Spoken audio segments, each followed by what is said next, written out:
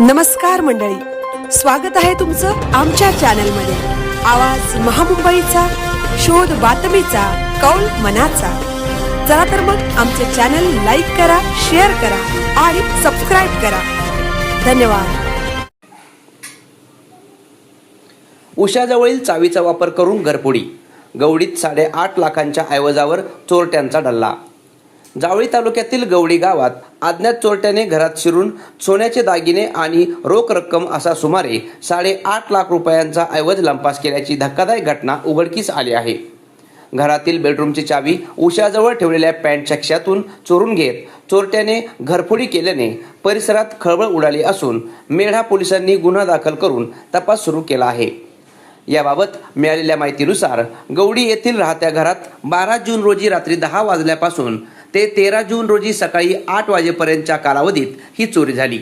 अज्ञात चोरट्याने घरात प्रवेश करून उशाजवळ ठेवलेल्या पॅन्टच्या खिशातून बेडरूमची चावी घेतली।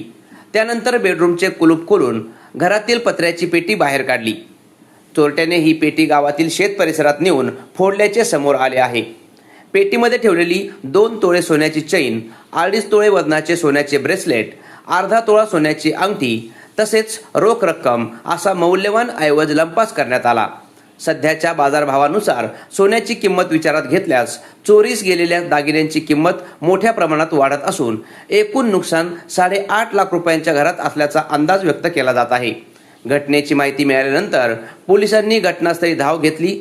या प्रकरणी भारतीय न्याय संहितेच्या संबंधित कलमान्वये गुन्हा दाखल करण्यात आला असून संशयितांचा शोध सुरू आहे। चोरीचा प्रकार नियोजनपूर्वक घडून आणल्याचा प्राथमिक अंदाज व्यक्त करण्यात येत आहे। गवडी गावात घडलेल्या या धाडसी घरफोडीमुळे नागरिकांमध्ये भीतीचे वातावरण निर्माण झाले आहे। चोरीचा ऐवज हस्तगत करून आरोपींना तातडीने अटक करावी अशी मागणी ग्रामस्थांकडून करण्यात येत आहे। आवाज महामुंबईचा चॅनलसाठी जितेंद्र कारंडे, मेढा।